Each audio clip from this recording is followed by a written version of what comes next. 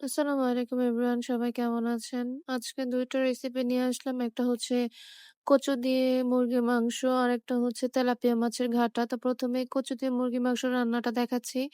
১ম এই পেঁয়াজ কুচি, আদা রসুন এগুলো দিয়ে ভালো করে ভেজে নিলাম। এরপরে পরিমাণ মতো লবণ, পরিমাণ মতো হলুদ গুঁড়ো, মরিচ গুঁড়ো। এটাতে একটু মরিচ গুঁড়ো বেশি দেওয়া লাগবে কারণ আ কচু তো, কচুতে একটু মরিচটা বেশি দেওয়া লাগে। একটু ঝাল, ঝাল না হলে ভালো লাগে না।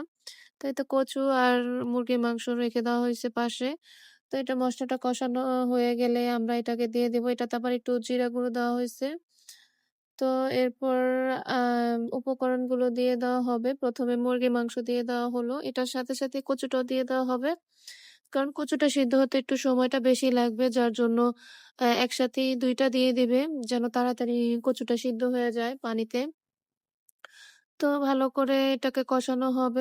কষানোর পরে ঢেকে দেওয়া হবে। এরপর এ পানি দিয়ে ঝোল দেওয়া হবে। এই তো পানি দেওয়া হইছে। এরপরে তেলাপিয়া মাছের ঘাটার জন্য তেলের মধ্যে ১ম এ আমরা পেঁয়াজ কুচি, শুকনা মরিচ ২ টো, কাঁচামরিচ, একটু রসুন কুচি এটা দিয়ে দেওয়া হইছে। এটা ভালো করে ভাজা হবে।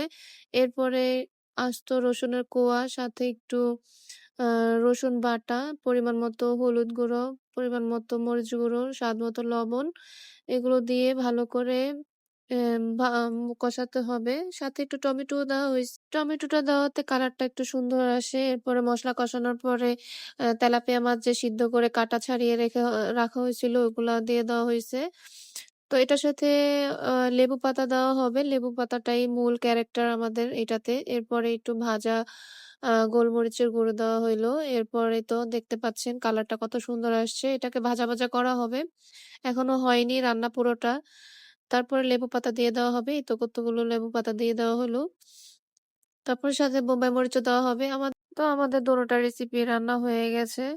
তো সবাই ভালো থাকবেন। আসসালামু আলাইকুম।